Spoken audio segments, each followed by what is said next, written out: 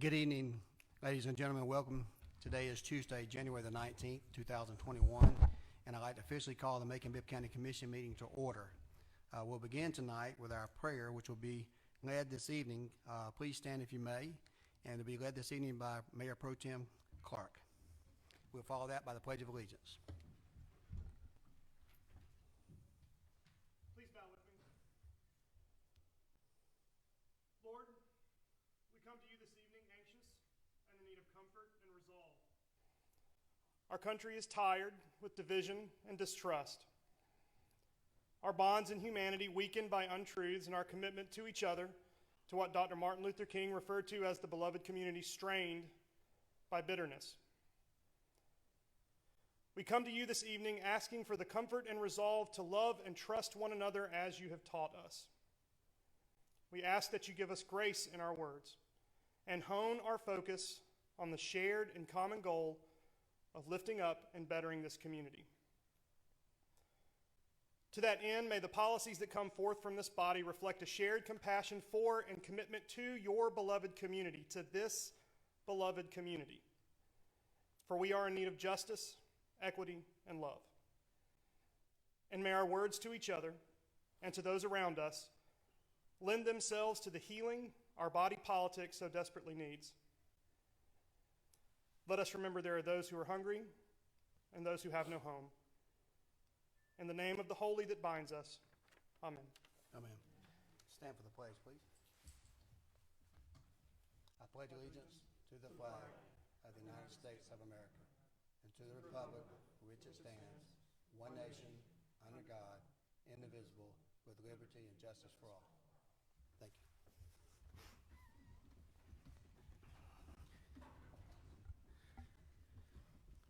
Before we move to item number 4, proclamation presentations, I would like to make a motion to amend the agenda to move the executive session after the consent agenda and to include the following. A motion to amend the agenda to add consideration of record made exempt from public inspection or disclosure pursuant to Open Records Act, where consideration could not reasonably occur without disclosure of exempt materials in an open meeting. That is my motion. Can I get a second? Got a motion by Pro Tem Clark. Any discussion?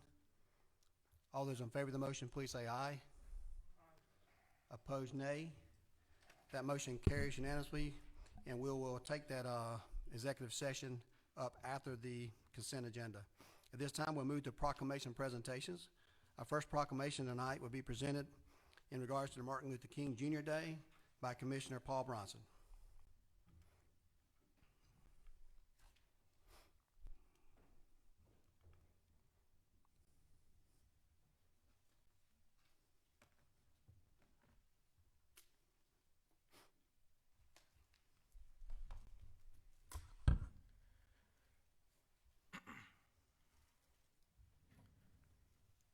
Good evening. Good evening. Proclamation, Office of the Mayor's Office. Whereas the Reverend Dr. Martin Luther King Jr., the pivotal leader of the American Civil Rights Movement and one of the most influential and powerful orators for peace, equality, and human rights in world history, was born January 15th, 1929 in Atlanta, Georgia. And whereas throughout his life, Dr. King's transcendent words and actions inspired in countless millions a shared vision of a future promised land in which people are not segregated along racial lines, but instead united in a beautiful symphony of brotherhood. And whereas, understanding that all forms of racial injustice are in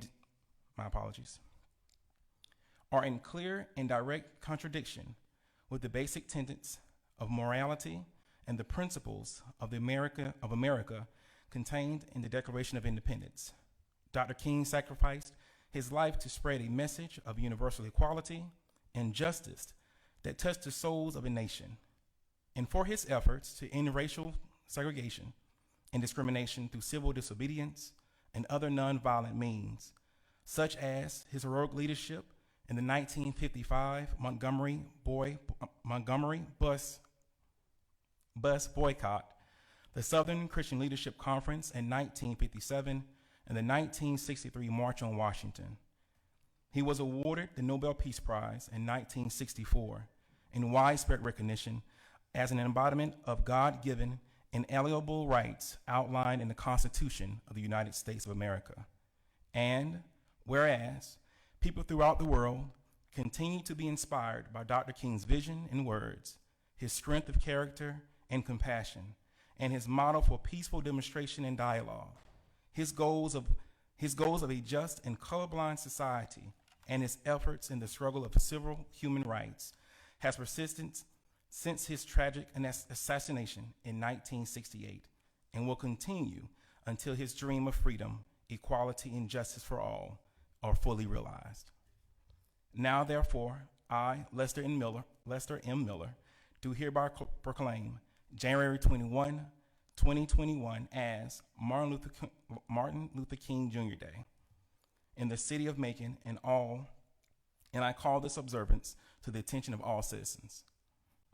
Thank you, Commissioner Bronson.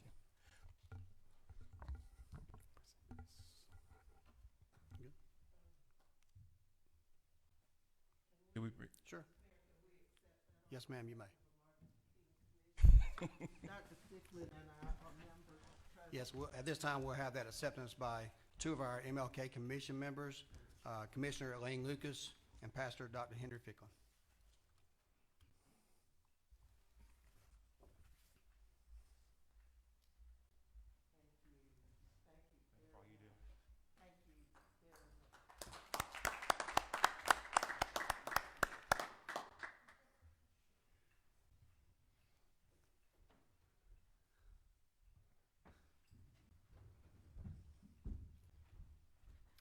Thank you, Ms. Lucas. Would you like to say something in regards to our ceremony on yesterday? I'm glad you asked because I was holding it back. Thank you so very much, Mr. Mayor and others on this commission and those who are at home who took part on yesterday in our wreath laying ceremony in Rosa Parks Square. It was a small gathering and it was intentionally that way because we knew we couldn't have the march, we couldn't have the breakfast, all the other activities that are huge events every year, but we celebrate it nonetheless. And so it's very touching, and I hope you'll go to our Facebook page and you will see pictures from yesterday's remembrance. Your commission is a part of the charter. The Macon-Bibb Martin Luther King Commission is a part of the charter. And your commission has been in place for quite a number of years. And we push the fact that we need to celebrate the ideals and the tenets of Dr. King 365, not just on the day that he died in January and not just on the day that he was assassinated in April. So we appreciate all of you who participated. Thank you so very much. Thank you, Commissioner Lucas, and thank you for putting everything together on yesterday. This time, we'll move on to our second proclamation. That proclamation is a presentation by Commissioner Valerie Wynn. Commissioner Wynn.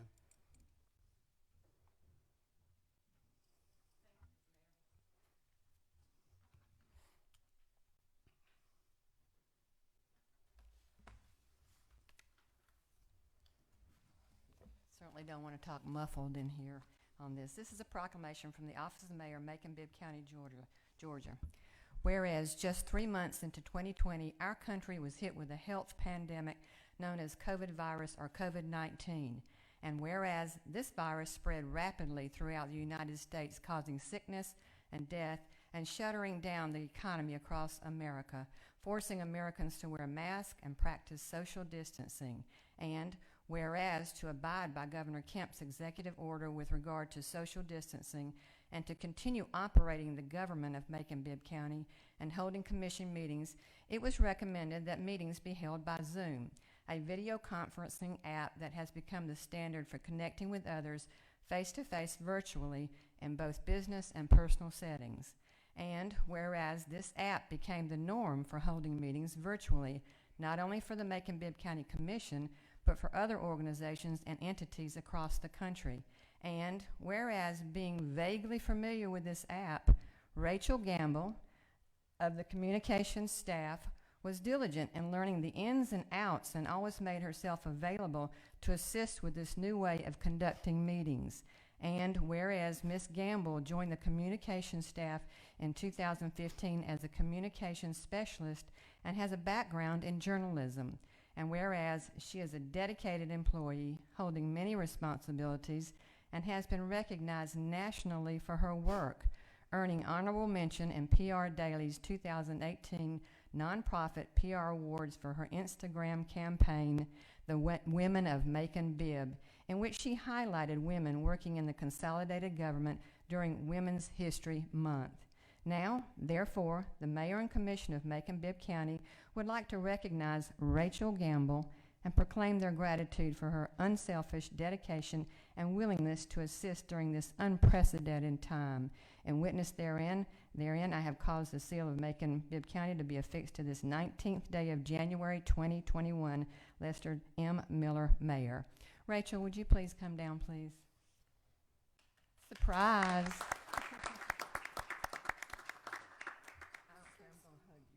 I'm gonna hug her. I don't care. We'll turn my face I this way. have natural immunities and no virus. And let's hold this up so we can do this. This is from your commissioners and your mayor, and others too. Oh wait, Chris, I got my glasses. Okay, good. And one more thing. You ready? We'd like to give you a token of our appreciation in addition to that too. Thank you very much for your hard work in keeping us in business. Thank you. Thank you. Is it okay if I say something? Sure. Sure. Thank you. First of all, this is completely unexpected. It's hard to surprise me because I pay attention to everything. I really love this community and I love what I do, and that's why I try and always be available to help. So I'm not usually speechless. I'm a little speechless. Thank you. Thank you.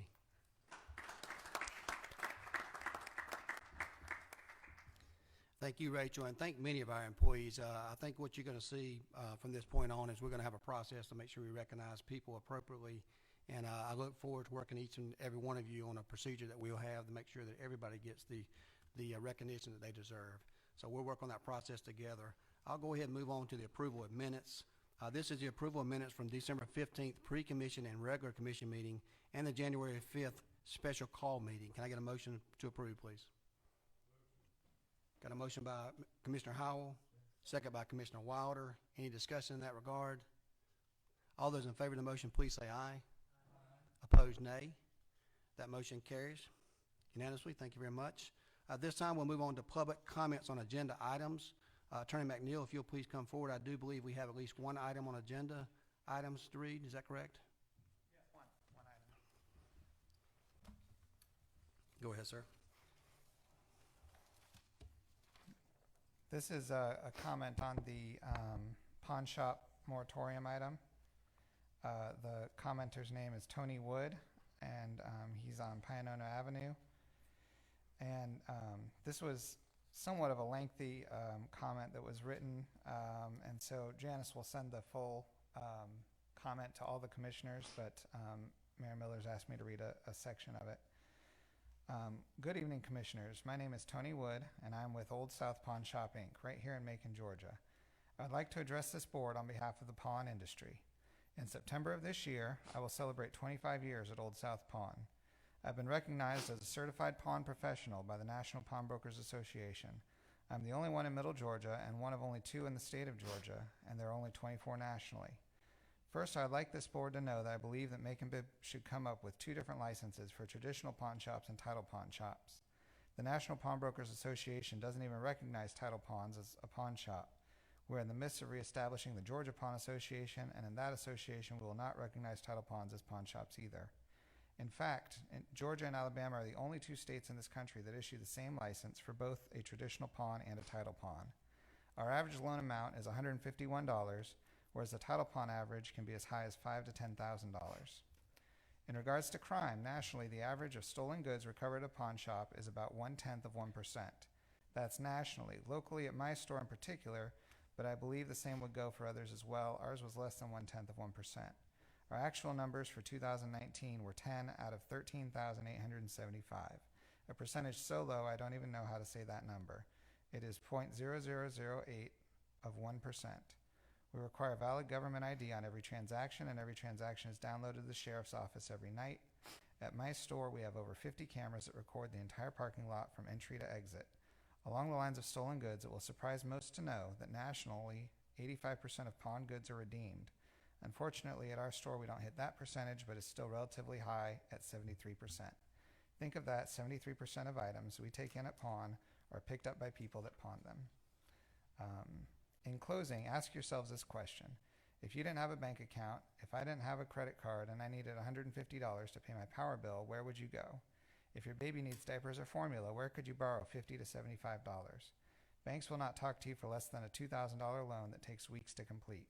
Our loans are typically small, non-recourse, and our customers are in and out in less than 5 minutes. Thank you for your time. Thank you for those comments, and I do believe those comments are both helpful to me and probably commissioners. The reason we have this 6-month proposal for a moratorium is to get additional information like been brought to each and every one of us, particularly in regards to traditional and title pawn.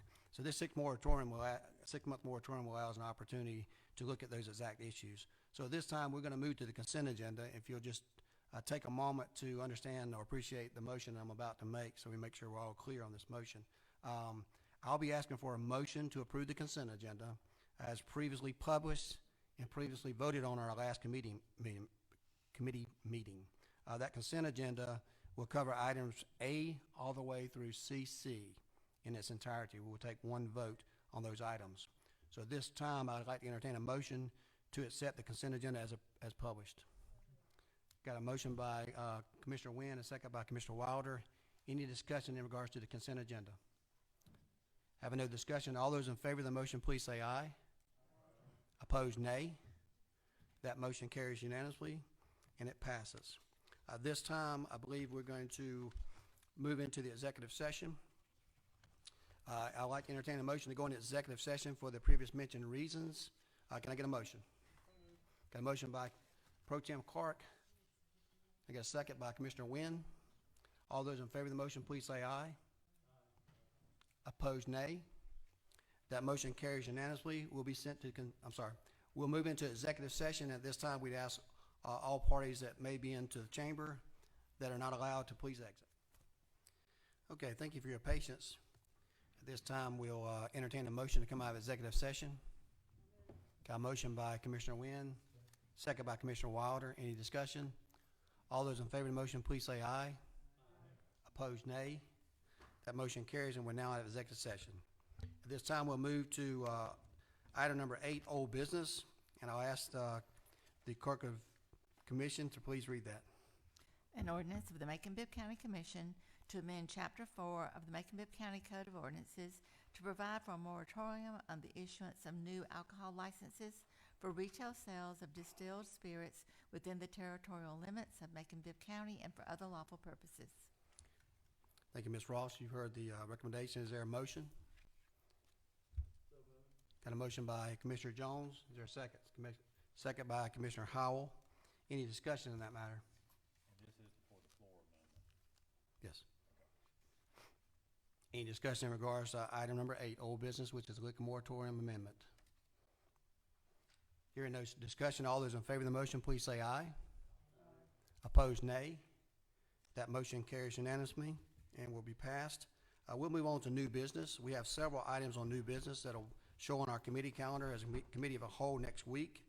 That first item is a resolution approving a request for installation of 3 lights along Sunset Drive pursuant to Article 10, Chapter 29 of the Code to be paid from the Facilities Management Budget.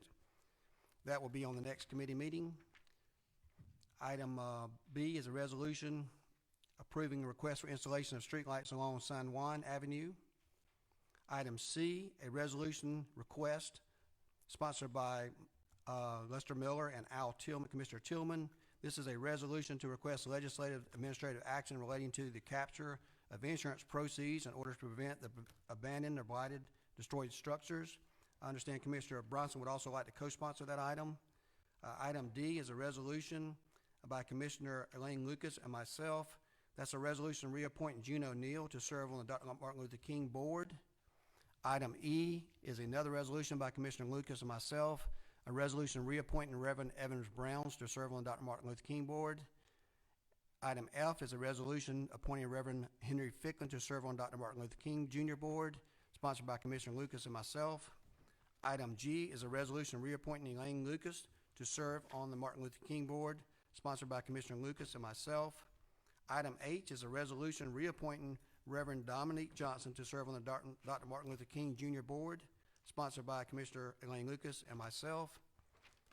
Item I is a resolution reappointing C. Warren Selby Jr. to Post 1 Construction Board of Appeals, sponsored by myself. Item J is a resolution appointing Kelsey Holland to the Keep Macon-Bibb Beautiful Board, sponsored by myself. Item K is a resolution appointing Erin Patrice Keller to the Board of Directors of the River Edge Behavioral Health Community Service Board, sponsored by myself. Item L is a resolution to authorize the mayor to execute a renewal agreement with Global Spectrum LP. That item is sponsored by myself. Item M is a ordinance to establish an automated traffic enforcement safety device program, Macon-Bibb County School Zones, sponsored by myself. Item N is an ordinance to authorize supplemental budget appropriation from funds, the tax commissioner budget for computer software line item in the amount of $10,000, sponsored by myself. At this time, that's all the referrals that we have to new business that'll go on our calendar for the 26th. We will meet at 9 o'clock in our normal places. This time, we do have a few public comments, I believe, Attorney McNeil, on non-agenda items. Commissioner Jones, you have a question? I do. Go ahead, sir. You lost me there on the ordinance to amend Chapter 4 of the code. I thought we were going to take up an amendment to that. Don't we have to pass the amendment if that's a floor amendment? I thought that was being discussed. That's what you passed. As amended? Yes, sir. Okay. Passed as amended.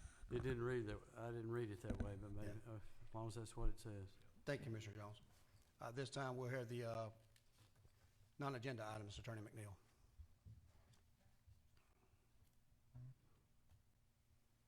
There we go. Okay.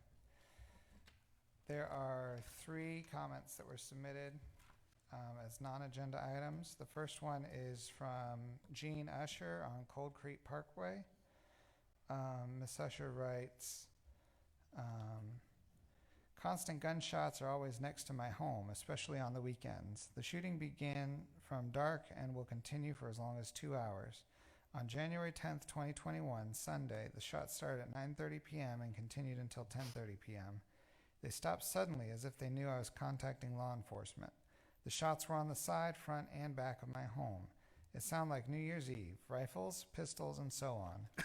I have numerous calls to the sheriff department, but with no results. I am in fear of my life. My second issue, I cannot get anyone to respond to me via email nor phone for garbage pickup at Advance. I could not find another service. I have tried for 35 days to contact Advance. Please help as soon as possible. Signed, Jean Usher.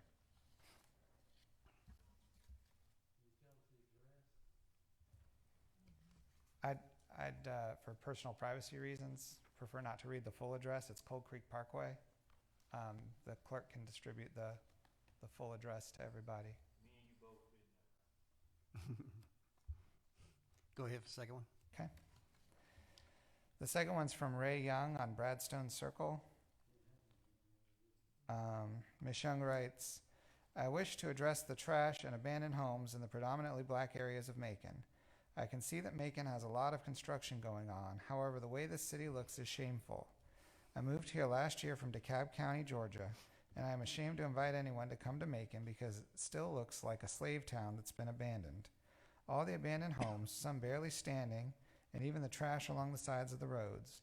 I'm not sure who or what entity in the city is responsible for the looks of the city. I'm aware that we as citizens is responsible also, and we should keep our surroundings clean. I am elderly but not too old to see that there is a lot of neglect in this city. The third comment came by email, and this commenter's name is Sybil McNeil, no relation to yours truly. Ms. McNeil writes, Dear Commissioners, Since I am unsure to whom I should address these concerns, I am doing so to you. I read last week in the Macon Telegraph about the NCHD guidelines and instructions for vaccinations in Macon-Bibb County. I, as a 74-year-old woman with only 2 lung globes instead of 3 due to cancer surgery, and who has a chronic cough and other conditions, was informed in the article that as of today, January 11th, I could call 1-844-987-0099 to make an appointment for my COVID-19 vaccine. I've been calling repeatedly since early this morning and have received nothing but a brief busy signal and a disconnection. As you can imagine, this is desperately disheartening for someone like me who has underlying conditions. I'm concerned that there is not enough staff or phone lines to service the more than 500,000 people in the counties represented in the NCHD. I have even wondered if the phone is just being left off the hook. Last week, when I called this number, I was given the option of hitting either number 1 or number 2 to receive a message, and this week I get only a constant busy signal. Would it not be more cost and time effective to set up an online appointment application, perhaps by county? Hopefully something of this order might more efficiently deal with the appointments and vaccination schedule. Since I just heard today that Georgia is in the lowest quadrant in the nation in getting vaccines into people's arms, maybe this area at least might raise the success rate of getting this done. Thank you for your interest in this issue. I would greatly appreciate if this does not fall under your authority that you might let me know to whom I might address the issue of COVID-19 vaccinations. Sincerely, Sybil McNeil. Mr. Mayor, that concludes the public comments that we received this week. Thank you, Attorney McNeil, and I'd ask the county manager, Dr. Keith Moffitt, to forward those to each one of the commissioners and address any of those issues that you see fit, please. This time, that concludes all the new business, the old business, and comments section at this time. I would like to take just a brief moment of personal privilege to thank everyone on the Warming Center. As most of you know, the Warming Center has been well receptive of most of the community. We've actually in the process now of having to expand to a 3rd hallway. We had at times over 80 residents there in the Warming Center, and the community support has been just wonderful. We have plenty of items there that meet the needs of the residents there, and we're able now to start looking at the services to provide to them. We still need volunteers, and any cash donations would be greatly appreciated. But I'm very pleased with the community support we have, and also the support of this commissioners in this body. The other thing we had this week is the initiative called Clean Streets Matters, because Macon matters, and we had a very good turnout for that from the community in Pleasant Hill, and we'd like to remind everyone to please continue to visit the website to update that. It's our intention as this body to reach each and every one of those areas covered throughout Macon, but we need the public's help and your assistance in recognizing those areas. So at this time, if there's no further business today, I'd ask for a motion to adjourn. Motion by Commissioner Tillman, second by Commissioner Howell. All those in favor, please say aye. All those opposed, nay. We are now adjourned. Thank you.